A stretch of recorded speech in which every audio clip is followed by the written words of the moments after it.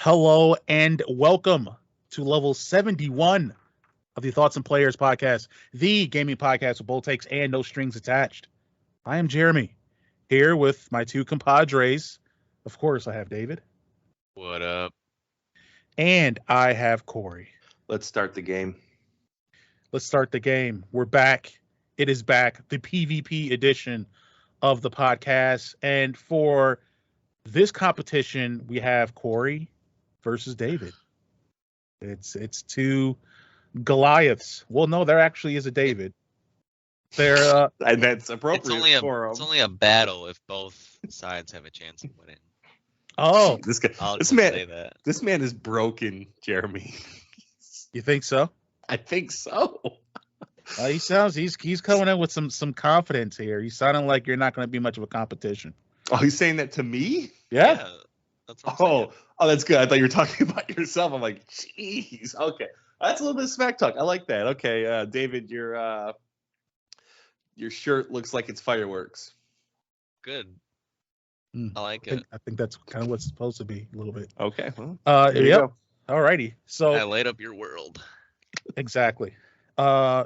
Just to remind everyone how PvP works, we have 5 topics that the fellows will debate, 4 of which they know of. One is a mystery question that they will discover when it's asked. So usually throws everyone for a loop. So with that out the way, intro. Fellas, anything you want to say before the battle commences, or we want to get right into it? Let's go. I'm ready. Alrighty. Well, topic number 1. That struck my fancy. Now, of course, I still watch and listen and read some gaming news. And it was announced by EA that they are making a Black Panther video game. Now, I'm sure we all know Black Panther, Chadwick Boseman, Wakanda Forever, yada, yada, yada. The question is, there you go, the Wakandan salute, yes. Podcast listeners, Cory was doing the Wakandan salute, I guess. And then a kiss up to the sky, I'm assuming for Chadwick? For Chadwick. Okay, very nice. So my question is, with the poor performance of Marvel Avengers, which, Square Enix, Crystal Dynamics disaster, and also with the recent release of Midnight Suns, I wouldn't say that was a bad game, but it didn't perform very well. Is a Black Panther game a smart or a good move for Marvel and EA? What do you think? I mean, it seems like perhaps people are experiencing a little bit of brand fatigue, but what do you guys think? David, you can take this. Oh, thank you so much. I didn't want this one first, so I I'm hoping I appreciate get lucky that. with the second question. Okay, so if we're talking strictly Marvel and EA, I don't think it was a good idea. Okay. Because like you said, it's a very oversaturated environment as it is. And what does that game have to offer really that we haven't seen in the comics or in the movies? And I don't see it doing well. Mm. I do think it is a good idea for people that look up to the Black Panther. They're not a big fan of Iron Man or Spider-Man, and this can be their game, and they'll probably sell a couple thousand copies. But business-wise, I think it's gonna tank. That's tough. Okay. It's okay if I jump in, David? Yeah, go ahead. All right, Jeremy, you mentioned 2 games, and they had very real reasons for not performing as well as they did, besides the Marvel brand. The reason for the Avengers was strictly it was a live service game where it didn't need to be at all. And the reason for Midnight Suns is not only is the team kind of like C tier in the Marvel universe, it's a strategy game. Those things aren't going to sell regardless. It probably sold above expectations as it was. What you didn't mention, though, is the exaggerated swagger of a black teen.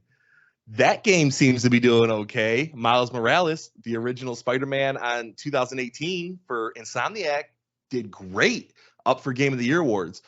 Guardians of the Galaxy, that had really great reception. People seem to really enjoy that game coming off the heels of the Avengers game.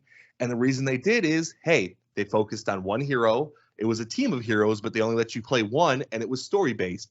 That was great. Something for mobile. Marvel Snap set the world on fire, and it's still doing very well, and that's a Marvel property. So Marvel's not having any issues right now. It's those two properties themselves. And as for the EA part of it, EA has really taken a step forward in their single player games, making the Jedi games and remaking Dead Space. So they got kind of back into the we're okay with making single player only games. And that's what they're going to do with Black Panther. And I think it's going to work out because right now it's not tied to any movie. It's not based on Black Panther 1 or Wakanda Forever. It's going to be its own story headed up by I don't know which team, but it's going to be suited for that type of game, I hope. So I don't see any issues here. Black Panther is a very popular hero in recent years because of the movies and Chadwick Boseman. So I see no issues. I see it being a pretty decent game because EA has been putting out pretty decent single player games. And the Marvel properties, they still sell well in the movies. And the games that do it right do really well. Okay. Some valid points there. David, any type of retort or response? A little one. So what it seems to be is, you brought up these two games that reviewed poorly, and then My Midnight Suns did not review poorly. Yeah. I believe Jeremy's referring to the sales on that one. Yeah. Yes. Sale-wise. And then the ones Cory brought up were good sales, and you can't go wrong with Spider-Man. Everyone loves Spider-Man. If that were to tank, I think we have an issue by the creators of whoever made the game. But as you said, EA is bringing up and coming back, with Dead Space and stuff like that. I forget the other one you mentioned. Jedi Fallen Order and Jedi Survivor. Star Wars, correct. Okay. Do we know that it's going to be a single player story game? Was there any information that was released on it? I don't know, Jeremy. I was looking into these and I completely forgot to look at that. I don't believe so. Not from my research. It might be out there, but Okay. yeah, I can double check that really quick. So if it goes in the direction of the Guardians game, it'll do well. It'll do better than I originally imagined, because I was thinking of some live service game. You can be on the Black Panthers team, or you can be on the bad one from the movie, or you can be on the other group that is in Wakanda that they weren't fond of. I can't remember their names right now. The ones that they ended up teaming up with in the movies. Mm-hmm. So I thought it'd be kind of like an action kind of game of a live service. That was what was coming up in my mind. So it is supposed to be an original third-person single-player Black Panther game being developed by Cliffhanger Games, which is a new EA studio. Ooh, and it's a new studio. I don't see an issue with this. New studio, you might think, kind of scary. I think that's what you're probably kind of thinking, David.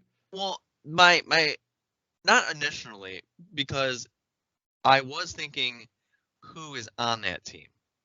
Where did they come from? Because if they came from other great single-player story games, they have a good head start already. But if it is just new people, it might be a little rough. Okay. Here's what I'm going to do for this one. I feel like it was fairly even. I'm going to give both of you guys 2 points for that. Part of the David, I liked your angle of like, hey, this is EA. We don't really know what exactly the game is going to be. It is single player, but they have other ways of which monetization has hurt single player experiences before. Cory, I do like that you brought up the examples. The only thing I would retort with those examples is Dead Space is a remake. Mm-hmm. And I don't know if we should be giving EA credit for Jedi or if we should be giving Respawn more credit for Jedi. I mean, give Respawn all the credit, but EA still publishes it, so they ultimately have to approve of that game being made in the first place. Yeah, it's true. That's true. We'll have to see. Now, Cliffhanger Games is being led by, I forgot the guy's name, but he headed up development for the Shadow of Mordor. Either Shadow of Mordor, I think it's just Mordor. I don't think it was Shadow of War, but the Lord of the Rings Shadow of series, essentially, which is Okay. a moderately decent single player game. Right. So, yeah. Alrighty. Let's move on to our next topic. So we talked a little bit before about it. Is Xbox, Activision, they're trying to close that whole acquisition. Sony's getting in the way, saying, "Hey, we have concerns about Call of Duty. We have concerns about this, that." One thing that Sony said is that it won't share any PS6 information. I'm guessing proprietary technical specifications, information about the system and development. They won't share that with Activision if they're acquired by Xbox. So my question for that is simple. Is this move by Sony, is it smart or is it sour grapes? Are they just mad that Xbox is going to acquire Activision Blizzard, and they just don't have a lot of control over it? They just don't like the precedent that it's setting. David, since you went first last time, Cory, you take first this time. Yeah, I think Sony is posturing here a little bit. They're telling lies. They're not telling full truths here. So what's happening is they don't want Xbox to get it, but the merger went down. That was info yesterday or the day before, where Xbox is going to have this thing happen. So Sony was very worried the whole time that, hey, Xbox is going to make an inferior game, or Activision, I guess, but Xbox is going to make an inferior game on the PlayStation so that the Xbox version looks better and people go to that system, right? If Sony doesn't share their information with Activision, Activision has no choice but to make an inferior product on PlayStation. So it's almost like a self-fulfilling prophecy. Right. You have to share the information or you're not going to get as good of a game.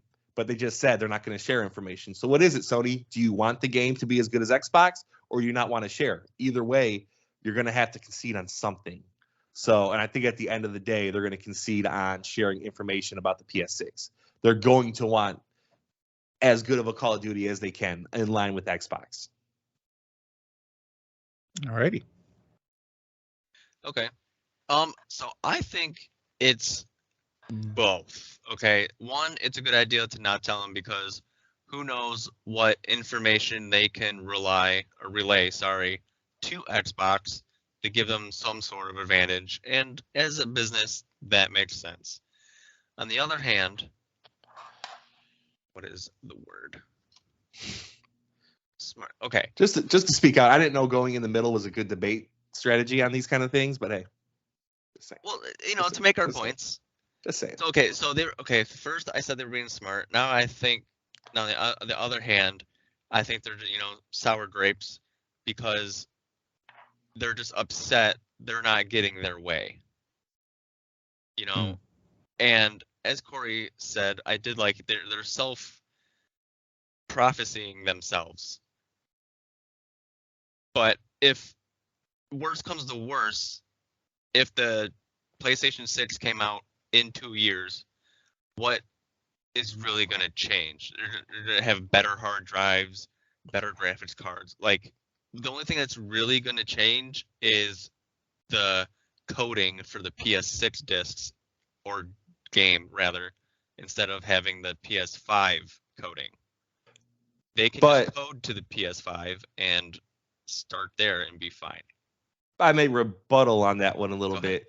Coding is important because you don't know what Sony's going to do with PlayStation 6. Now, I don't think they'll do something like they did with PS3, but say they switched out the hardware a little bit and it was harder to code for this system. We saw so many games on the PS3 be inferior to Xbox 360 during that life cycle because PlayStation was so much harder to code for and to make games for. So if PlayStation 6 has anything like this and they're not giving the console years in advance, the R&D years in advance to try to make it work, you might see a 3 or 4 or 5 years where Call of Duty just isn't that great on PlayStation compared to Xbox. And I think that's a big deal. You are correct. That is a big deal. I did not know the issues the PS3 had. Do not play Oblivion on the PS3. I would not play it on anything. Oh, minus a point for Okay, that. so Jeremy, for this come on, man. for this previous discussion, I think points awarded. Cory, I'm gonna give you 2 here. David, I'm gonna give you 1. That Oblivion one kind of hurt. That really hurt. That's Sorry. That's more. That's more than he It was deserved kind after of saying games. that. It wasn't that it was an Oblivion. He could have said, "I'm Black Ops 3," and I wouldn't play it on there. I do kind of like David, I do kind of like what you were bringing up towards the end in regards to like V-coding and what the hardware differences might possibly be. The hardware for the PS5 and the Xbox Series X, let's just go with that, they're fairly similar. So it feels like an empty threat to say, well, we won't share the information with you. Okay, you're going to be using an AMD CPU and an AMD GPU. And we'll go from there. Like that's probably what you're going to do, because the last time you did something different, you almost, Right. Tanks to themselves. you almost completely just oofed yourself. So, yeah, I think it's a little bit empty. I don't really think it's smart at all. And the more that this goes on, the more Sony really seems kind of small in the whole interaction of this all, which is interesting. Okay. Those are the end of like the more current event topics. Let's get into some more kind of Let's have fun. Let's have some fun ones, okay? That wasn't fun for you guys? I mean, it was, but this. Come on. It wasn't fun hearing you dog Oblivion. I'll say that. I wasn't dogging Oblivion, okay? That's to Jeremy decide by giving points or minusing them. And I did decide, and you did dog it. I'm sorry. It's unfortunate. All right, next topic. This is fun. So I want to know, outside of rhythm games, we all know that rhythm games require great music. They're rhythm games. But outside of rhythm games, which genre of music or which genre of game benefits the most from great music? We've talked before, and David, you've talked about favorite game soundtracks. How effective is music in different games? I want to know what genre of game you guys believe benefits the most out of having great music besides rhythm games. Now, David, you're number 1 back on this one. Yes. Okay. So I was thinking about this today, and within the last 2 hours that you sent the questions, and I was thinking adventure games, stuff like adventure platformer, because like the music in Ocarina of Time was just simply amazing. That's what I was thinking of. But thinking about it some more, like 10-15 minutes before this podcast started, I think horror is the way to go here, because it really sets the tone of making you afraid and making you feel safe. Like one of the best songs is the safe room in Resident Evil 2. You feel safe, secured, you don't have to worry about nothing. But then, when you're fighting a boss or you're running away from something like a really big alligator, the music really sets the tone. Puts you in the mood of being scared. Listen, David, that big long piano, dun dun dun dun dun. It's scary. That's a great pick. All right, that was actually my number 2 pick. And if you would have picked my first one, I would have argued for horror. But now that you picked horror, I think it's a horrible choice. My number 1, when I first read the question, I didn't even see rhythm game on there. And I had thought of this even before I thought of rhythm game. And it's got to be puzzle games, because puzzle games are just the definition of repetitiveness. You are trying to get a high score. You're trying to go through these, think of Tetris, get as many blocks down as possible for as long as you possibly can. And if there's not a banger soundtrack behind that gameplay, you're going to get kind of fizzled out real quick. But a soundtrack can make you play a game that is kind of like, it's like you're just focusing on the puzzle, and then that music kind of seeps into you, and it kind of lets you go further than you thought you could. And not all puzzle games. I can't think of like Puyo Puyo or, some of the other puzzle games. I know Tetris has amazing music, and you can listen to that. It's iconic, and you can listen to that all day. And puzzles are just good. Like I said, you're doing the same kind of repetitive nature, kind of like how I'm regurgitating this argument a little bit, what I just said. Right. If I had some music behind me, you wouldn't even notice. It would be Probably like, man, would this still guy notice, but maybe puzzle games. okay. So you've made the so Do you want me to make the same puzzle games. argument a third time?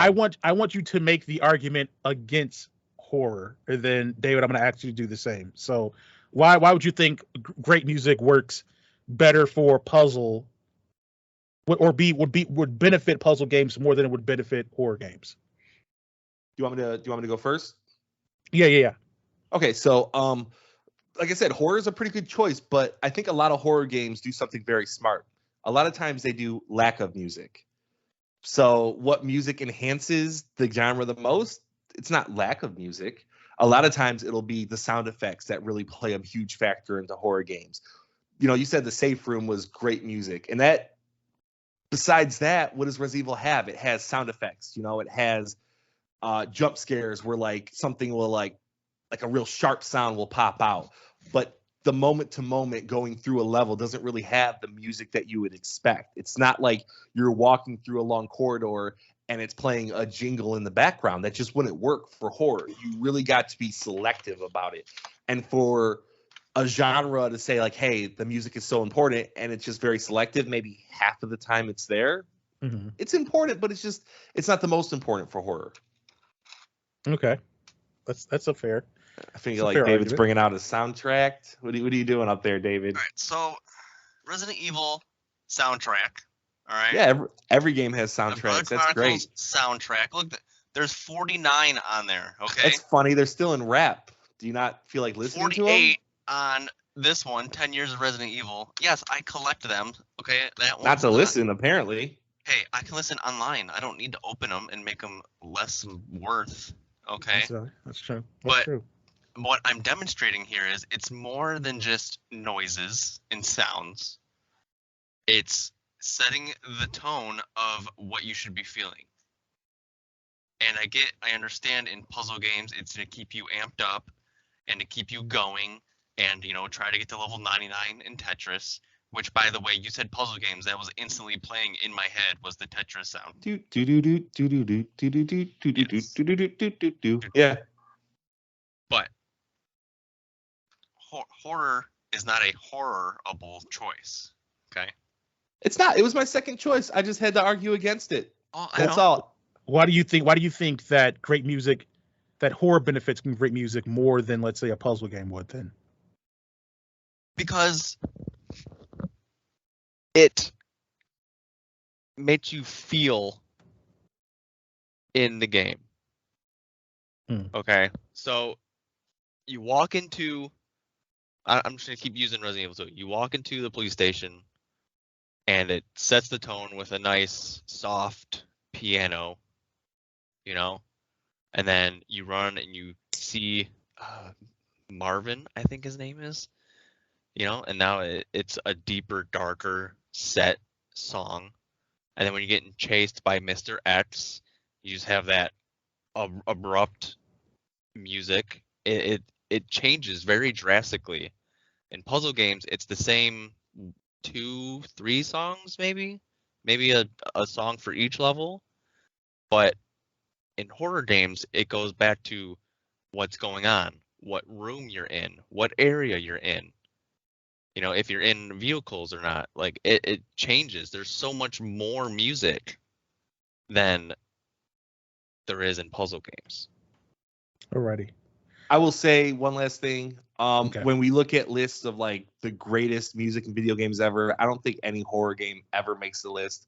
I know Tetris makes the list. I know it does. I know That's it cool. does. Okay, That's but cool. what other it was puzzle? the question was the game genre that benefits the best from music, not the game. It is puzzles. I don't play puzzle games, but I know if I did, I would need good music. Okay. So for one, great arguments by both you guys. For this, Cory, I'm giving you 2 points. I think you made a very great argument for puzzles, and the Tetris is iconic. For iconic. For this, David, I'm giving you 3 points, and I'll tell you why. Okay. Mostly because of what you talked about when you said the music changes when I go to a certain place or when I meet a certain person. So the music is not only creating a relationship or an emotional reaction to the game itself, it helps connect you to characters, it helps connect you to places, and the music and puzzle games I feel are doing more of a kind of like a workman's function, if that makes sense. The music has to be good to keep you engaged to do the puzzles, else you'll just kind of fizzle out on the puzzles. Where in a horror game, the music is doing the work to make you feel like you're desperate, to make you feel like you're safe, to make you feel like you can trust this character, to make you feel like this is a very scary place to be. It's working on a bunch of different levels. It does more. There's more things that it has to work with to create connections and create a better gaming experience. So I think music just does more in horror games. So that's why I gave you 3 points there. But great arguments. Fair Great enough. arguments. Let's go to question number 4. This one I'm very interested in getting you guys' opinion on, because I don't even know if I could really even answer this question. Gaming spans about, realistically, maybe 40, 50 years, but it feels like 100 years. Okay? And of that space and time, there have been countless game consoles. Which game console has the most timeless design? Now, much like I feel like the last question benefited you answering first, David, I feel like this one may benefit Cory answering first. These last 2 questions were the ones I wanted at least to go first on one of them. Okay. There is a very clear answer, in my opinion, and David will probably say the same exact thing, so I'm glad I'm saying it first. I have to. Don't do it. First off, I just want to give shout outs to the Xbox Series X, because that rectangle symmetric shape is so beautiful. I wish I could put it number 1. But what's better than like a rectangle? A cube. A game cube. It is a perfect cube that's so symmetrical and beautiful. And it's got the handle on the back. Like, what's not to love about it? It comes, and this is a bygone gaming thing that doesn't really happen as much anymore. It comes in so many different colors. It came in the orange cube, the purple cube. I had the silver cube. There's probably more cubes than that. I don't know, but it's just a perfect little cube. You press the button on top. The disc reader flaps open. It has the tiny little disc. It's an adorable little console. Why do they have the handles? You can carry it around like an accessory. It's not a bad idea. It looks adorable. It's cute. It's timeless. The GameCube is the most fantastic and timeless looking system of all time. I like it. Very passionate argument. Yes. Sorry, David. I can't believe you gave this to me first. It's the answer. Totally okay. But so this is just going to be who sells it better at this point, Right. because I was going to say the GameCube. Now, I was also going to say that it is a cube. It's perfect. It fits the name. It looks adorable. I love that it is just an open top and not a disc tray, because there's been many systems, one of mine, a 360, that the tray just ends up not working. You either get a new one or you keep jamming it open with a screwdriver.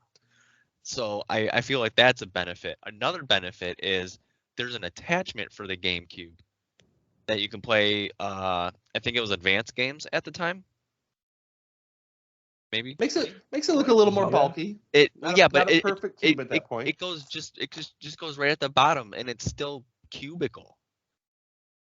So an attachment that doesn't take away from its aesthetic, and as you said, just many colors, and then the discs were they're so small, so cute. No other system has that. I like that it just went and did its own thing. And as I've said before, the controller that goes with it is amazing.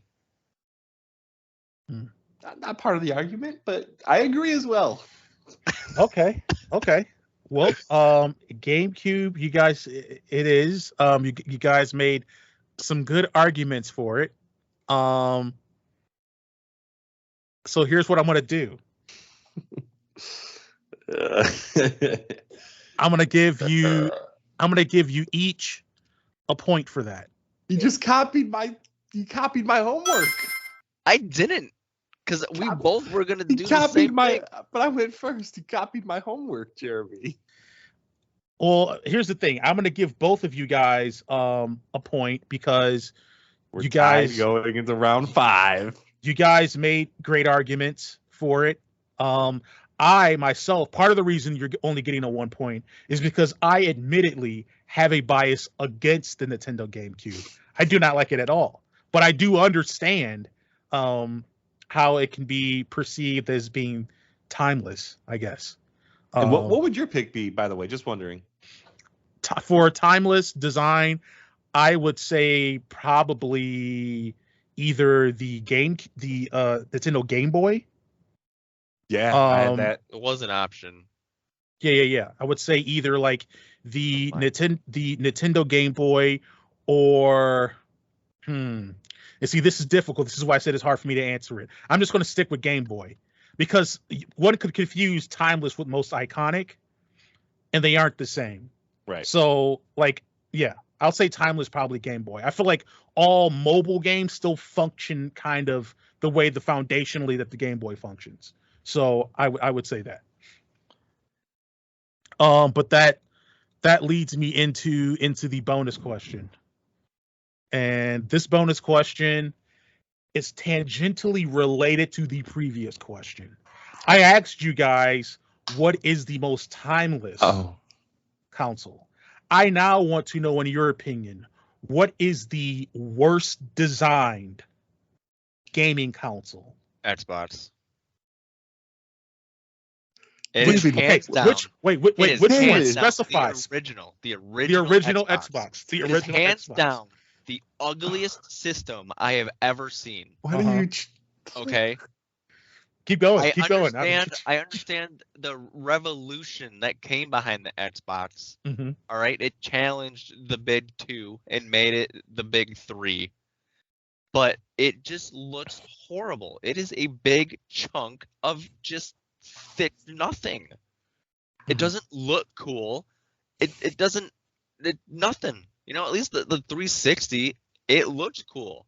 The PlayStation looked cool. PS2 looked even cooler. All right, what did we have?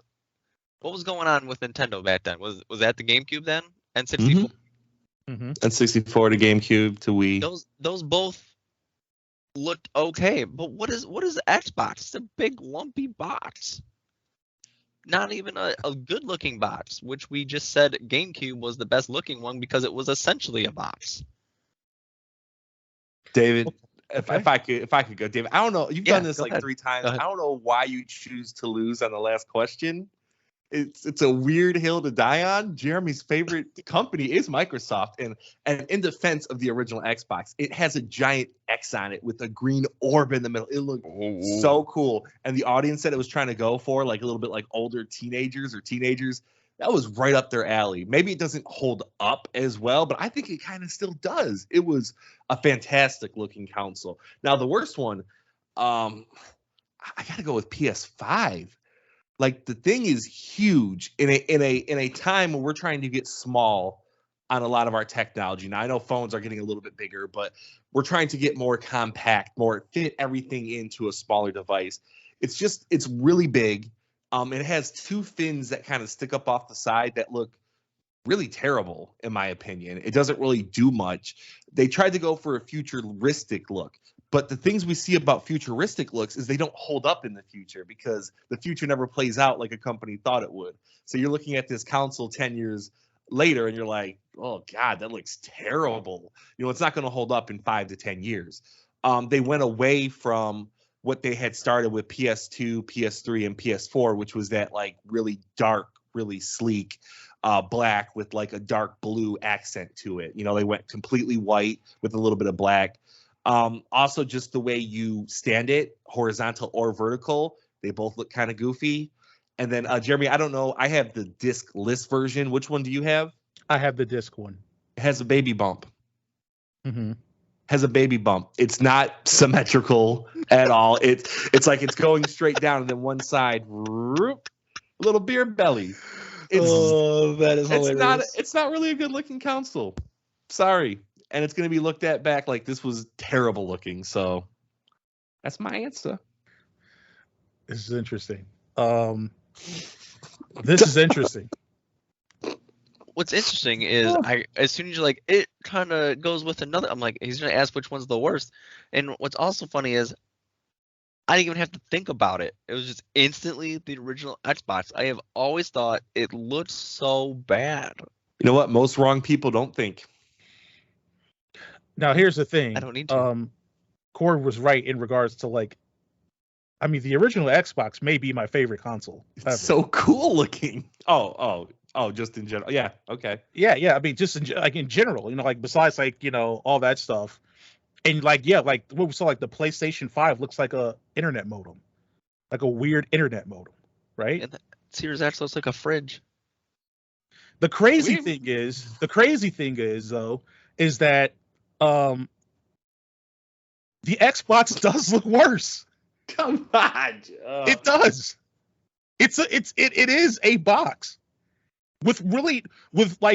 here's the question. If someone threw a bunch of dirt on both these things and you picked them up, you would know the PlayStation 5 is a PlayStation 5. You wouldn't know the Xbox is an Xbox, because if you cover up the little green orb in the middle, it just looks like a VCR player. You said it yourself. You would not know the PlayStation. It's a modem. It's a PS5. And the Xbox, it's just a box, really. It's honestly just a box. And not to, hate on your favorite system. Like, one of my favorites is the N64, and that doesn't look cool at all unless you have one of those see-through colored ones. Console. That's an ugly console. It's an ugly console. Yeah. One of my favorites, but ugly. I can't believe this. Xbox also had the see-through clear green one. See, that one might look kind of cool. That's an Xbox. Yeah, that's an Xbox console. That counts. It doesn't count. And I said maybe kind of cool. All right. Bring down the hammer. I'm Ding, ding, I'm giving Cory 2 points. We all know where this is going. And I'm giving David 3. We all know where this is going. This would mean that in the first time... I like your hair. Thank you.